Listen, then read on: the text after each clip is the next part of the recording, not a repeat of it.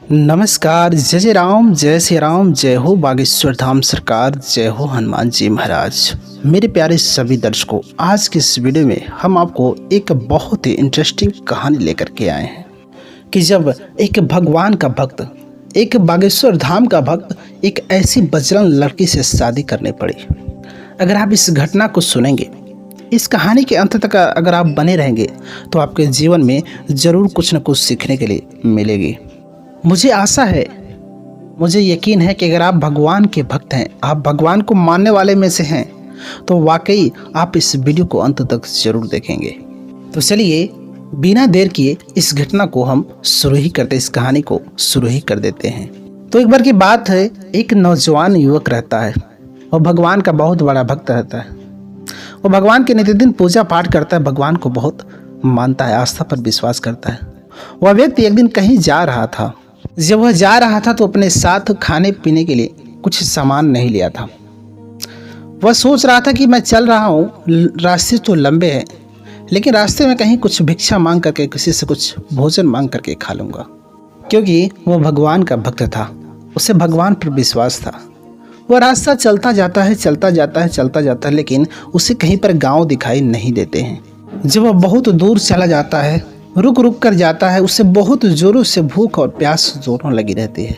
वो समझ नहीं पाता कि आखिरकार मेरी भूख और प्यास कैसे मिटेगी। वो चलता जाता है, लेकिन उसे कहीं पर भोजन और पानी मिलने का चारा नहीं रहता है।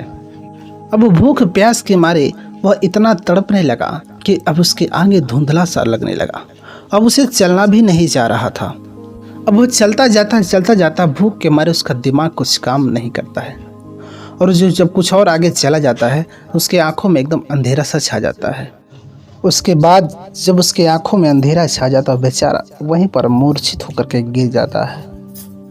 उसके बाद जब उसको होश आता है तो वो देखता क्या है कि एक घर है। उस घर के दरवाजे पर ताला लगा हुआ है और उसकी सीढ़ियाँ भी हैं। अब वो सोचने लगा कि हे भगवान, तेरी कैसी लीला। जब मैं मूर्छित हुआ और मुझे जब होश आया तो भगवान का दरबार पाया, लेकिन उसके मन में एक संशय होता है कि आखिरकार जब ये भगवान का मंदिर है, लोगों का पूजा पाठ करने का स्थान है, तो वहाँ पर ताला क्यों लगा हुआ है। यहाँ का द्वार जो है ये तो खुला होना चाहिए। आखिर जब यहाँ लोग आएंगे, भगवान का पूजा पाठ करेंगे, भक्ति भाव करेंगे, जब ये भगवान का दरबार है, भगवान के मंदिर है, तो लोग यहाँ आएंगे। लेकिन जब इसके द्वार खुले रहेंगे तब तो, यह भगवान का दरबार का द्वार खुला होना चाहिए, लेकिन यहाँ तो ताला लगा हुआ है। तब तक एक वहाँ पर युवक आते हैं। वह कहते हैं कि लगता है कि आप भगवान के भक्त हैं, भगवान को बहुत मानने वाले लगते हैं, आप एक पुजारी लग रहे हैं। उसने कहा कि हाँ, मैं भगवान का भक्त हूँ, मैं भगवान का नित्यदिन पूजा पाठ करता हूँ, लेकिन मैं कहीं जा रहा था और मुझे भूख प्यास लगी थी। भूख प्यास के मारे मेरी आंखों में धुंधलापन आने लगा और मैं यही भगवान के मंदिर के सामने मूर्छित हो गया। और मेरे लिए इससे बड़ी सौभाग्य की बात क्या है कि मैं भगवान के मंदिर के सामने मूर्छित हो गया। उस भगवान के भक्त ने कहा कि आखिर आप कौन हैं जो यहाँ पर आए हैं। उस व्यक्ति ने कहा कि मैं यहाँ का सरपंच हूँ। तो वह भगवान के भक्त कहता है कि यदि आप इस गांव के सरपंच हैं तो ये तो भगवान का मंदिर है, यहाँ ताला क्यों लगा है। यहाँ तो भगवान की पूजा पाठ करने के लिए भगवान के द्वार को खोल के रखना चाहिए। उसके बाद वह सरपंच कहते हैं, देखिए, इस मंदिर में जो भगवान की मूर्तियाँ थी उन पर सोने के गहने थे और लोग तरह तरह के चढ़ावे चढ़ाए थे, लेकिन इस मंदिर का जो पुजारी था उसके मन में लालच आ गया और वो सारा धन ले करके भाग गया। तब से जो है इस मंदिर का गेट बंद पड़ा है। उस भगवान के भक्त ने कहा कि यदि आप सरपंच हैं, इस मंदिर का जो चाबी है, जो बागडोर है, वो अपने हाथों में सौंप लेते।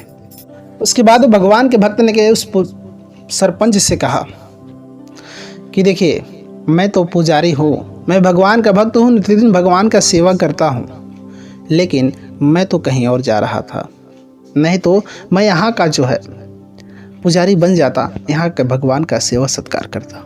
लेकिन कोई बात नहीं, अगर इस मंदिर का कोई पुजारी नहीं है तो मेरा कर्तव्य बनता है कि मैं इस मंदिर का पूजा पाठ करूँ, इस मंदिर का देख रेख करूँ, नित्यदिन भगवान की पूजा पाठ करूं, भगवान की सेवा करूं, ये मेरा जिम्मेदारी है। उसके बाद वह पुजारी, वह भगवान का भक्त सरपंच से कहते कि आप इसी वक्त उस मंदिर के दरवाजे को खोले। वह सरपंच जो है मंदिर के दरवाजे को खुलवाते हैं। उसके बाद सरपंच कहते हैं, देखिए पंडित जी, देखिए पुजारी जी, जब आप इस मंदिर का देख रेख ले ही लिए हैं और मुझे ऐसा लग रहा है कि आप बहुत ज़्यादा भूखे प्यासे हैं, आपको बहुत ज़्यादा भूख प्यास लगी है, इसलिए यदि आप कुछ भोजन कर लेते, कुछ पानी पी लेते तो सही रहता। और पुजारी कहते हैं कि नहीं नहीं, अब तक मैंने जिस प्रकार से रह लिया तो मैं कुछ देर और रह लूँगा। इससे पहले हम इस भगवान के मंदिर की साफ़ सफाई करेंगे, मंदिर की धुलाई करेंगे। उसके बाद भगवान की पूजा आरती करने के बाद जो है हम पानी पिएंगे और अन्न को ग्रहण करेंगे। जैसे अब तक हम भूखे रह गए, प्यासे रह गए, उसे जब तक हम मंदिर की साफ़ सफाई पूजा पाठ करने के बाद ही जो है अन्न और जल का ग्रहण करेंगे। उसके बाद जो है अपने भूख और प्यास को त्याग करके वह भगवान का भक्त व पुजारी उस मंदिर की साफ़ सफाई करते हैं। मंदिर की घंटी बजाते हैं, शंख बजाते हैं, गांव में ऐलान हो जाता है। ये सरपंच गांव में कहते हैं कि मुझे एक बहुत अच्छा खासा एक पुजारी मिल गया जो मंदिर में आज से रहेंगे। उसने कहा कि बहुत अच्छा इंसान है, बहुत अच्छा पुजारी है। उसके बाद गांव वाले जब आकर के देखा तो उस पुजारी के आवाज़ों में ऐसी मिठास था कि लोगों ने कहा कि वाकई में यह पुजारी इस मंदिर के लायक हैं। वह पुजारी पूरे गांव वालों को बहुत अच्छा लगने लगा। अब वह पुजारी वहीं पर उस मंदिर पर रहने का निश्चय कर लिया। उस गांव के सरपंच कहते हैं कि देखिए, ये तो भगवान का मंदिर है और इस भगवान के मंदिर में आप सो नहीं सकते। भगवान का पूजा पाठ करना, भगवान की सेवा करना, भगवान का रक्षा करना आपका काम है, लेकिन आप इस मंदिर में सो नहीं सकते। इसलिए मंदिर के बगल में एक छोटा सा घर है जहाँ पर आप रहने खाने का व्यवस्थाएं कर लीजिएगा। आपको गांव के कुछ लोग जो है भिक्षाएं दिया करेंगे, जिससे आप भिक्षाटन करने के बाद अपना जीवन यापन चलाइएगा। अब उस पुजारी जी के रहने खाने की सारी व्यवस्थाएं हो गई। उसके बाद जब वो पुजारी जी उस कमरे में जाते हैं और जब कमरे में वो जाते हैं तो देखते हैं कि वहाँ पे हर प्रकार की व्यवस्थाएं थी, खाना बनाने के लिए, सोने के लिए, सभी प्रकार की व्यवस्थाएं थी, लेकिन उसमें केवल एक खिड़की था। वह पुजारी जी ने सोचा कि क्यों ना इस खिड़की को खोल दें और उसमें अच्छे से हवा आएगी। और जब पुजारी उस खिड़की को खोल करके देखते तो ठीक सामने एक बहुत आलीशान मकान था और ठीक इस खिड़की के सामने उस मकान में भी एक खिड़की था। उसके बाद जब इस पुजारी की नज़र उस लड़की पे पड़ती तो उसका मन जो है विचलित हो जाता है। जो सामने वाली मकान थे उसमें एक लड़की रहती थी। जब इस पुजारी की नज़र उस लड़की पे पड़ती तो उसका मन जो है विचलित हो जाता है। लेकिन यह पुजारी सोचने लगते हैं कि मैं अविवाहित हूँ, मेरा अभी विवाह नहीं हुआ है और जब तक मेरा विवाह नहीं हो जाता तब तक किसी स्त्री पर नजर डालना घोर पाप होगा, क्योंकि मैं एक पुजारी हूँ, भगवान का भक्त हूँ, ऐसा करना घोर पाप होता है। और तुरंत वो भगवान के भक्त ने उस खिड़की को बंद कर दिया और उसने तब से सोचा कि मैं आज के बाद इस खिड़की को नहीं खोलूँगा। और पुजारी जी पूजा पाठ के साथ साथ उन्हें सिद्धियाँ भी प्राप्त हो चुकी थी। वो बहुत सारे मंत्र को जानते थे, सिद्धि भी जानते थे। लेकिन एक दिन जो है उस सरपंच जो थे उन्हीं के घर पे एक लड़की थी, खूबसूरत लड़की। चूँकि इस पुजारी जी को कुछ पता नहीं था, उस सरपंच का एक लड़का था जिसका दिमाग थोड़ा डिस्टर्ब चलता था। उसके बाद यह सरपंच कहते कि मेरे घर पे एक लड़का है जिसका दिमाग डिस्टर्ब रहता है, आप एक बार चलते तो मेरे बच्चे को देख लेते। उसके बाद यह पुजारी जी अपने कमंडल में जल लेकर के उस मुखिया के घर पर चल पड़ते हैं। उसके बाद जब पुजारी जी सरपंच के घर पे जाते हैं तो उसी लड़की को देखते हैं जिसको उसने उस दिन खिड़की से देखा था। उसको देखते ही पुजारी जी नज़र को झुका लेते हैं और कहते हैं कि वह लड़का कहाँ है जिसकी तबीयत बिगड़ी हुई है, जिसकी तबीयत खराब रहती है। जब लड़की के पास में जाते हैं, लड़की जब ले जाती है उस लड़के के पास में, छोटे बालक के पास में, वह लड़का अजीब अजीब से चिल्ला रहा था, रो रहा था। उसके बाद वह बाबा ने कहा कि तुम घबराओ नहीं, तुम जो भी हो, आखिर तुम ऐसा क्यों कर रहे हो। उसके बाद उसने समझा कि भूत प्रेत है। उसने कहा कि मैं इसको छोड़ के कभी नहीं जाऊंगा। उसके बाद पुजारी जी कहते हैं कि क्यों नहीं छोड़ के जाओगे, आखिर यह क्या गुनाह कर दिया है मैं तो एक जानवर बन के खेल रहा था, लेकिन इस बच्चे ने मेरे ऊपर पत्थर से आक्रमण किया और जैसे इसने आक्रमण किया मैं तुरंत इस बच्चे के शरीर में प्रवेश कर गया।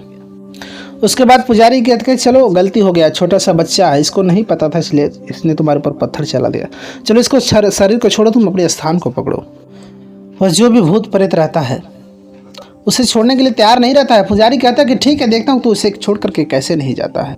उस पुजारी ने उस कमंडल से जल लिया और जैसे उस बच्चे के ऊपर छिड़कता वो चिल्लाता कि बचाओ बचाओ, और अचानक सारे के सारे आवाज़ जो है शांत हो जाते हैं। उसके बाद वह पुजारी जी कहते हैं कि बेटा क्या तुम ठीक हो? वह लड़का कहता है कि हाँ बाबा जी अब मैं ठीक हूँ।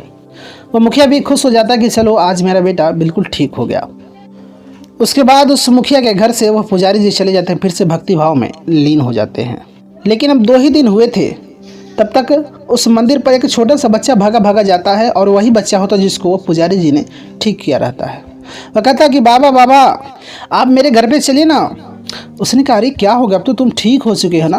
मैंने कहा नहीं नहीं, अब मुझे नहीं, मेरी दीदी को कुछ हो गया, बहुत अजीब अजीब हरकतें कर रही है। अब बाबा जी फिर से उस सरपंच के घर पे कमंडल लेके जाते हैं और जाते हैं तो क्या देखते हैं, वही लड़की है जिसको वो पहले दिन देखे थे।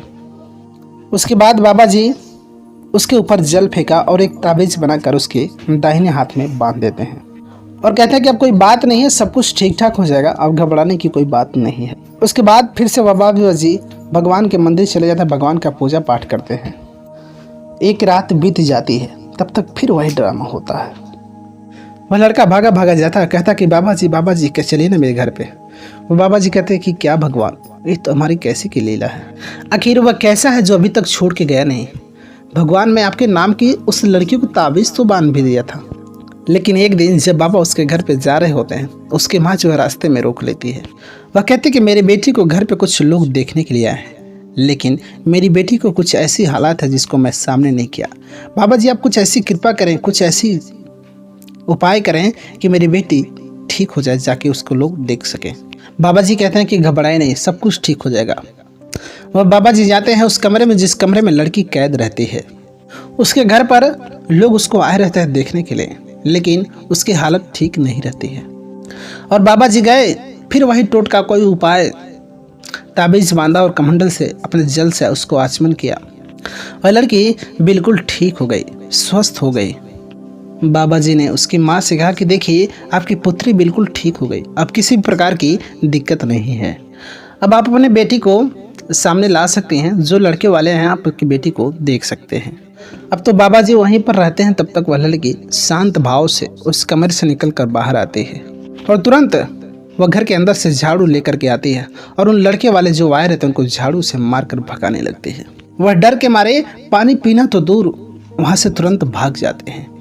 उस लड़की की माँ कहती कि लगता है कि मेरी पुत्री की अब विवाह नहीं होगा, मेरी लड़की से अब कोई शादी नहीं करेगा।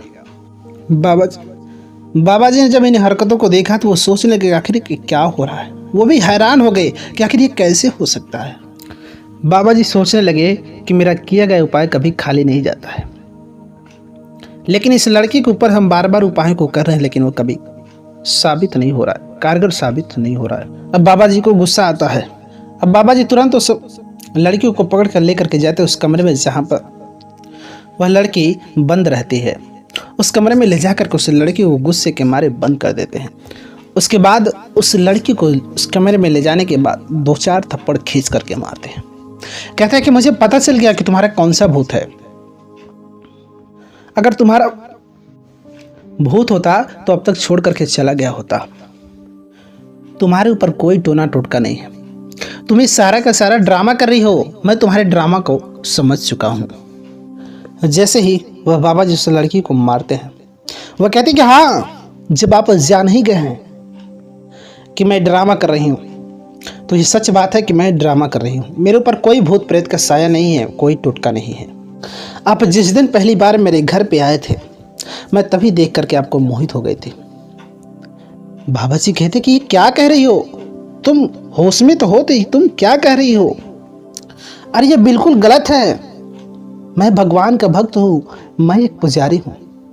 उस लड़की ने कहा कि इसमें गलत क्या है, आप भी तो एक इंसान ही हैं, इसमें गलत क्या है?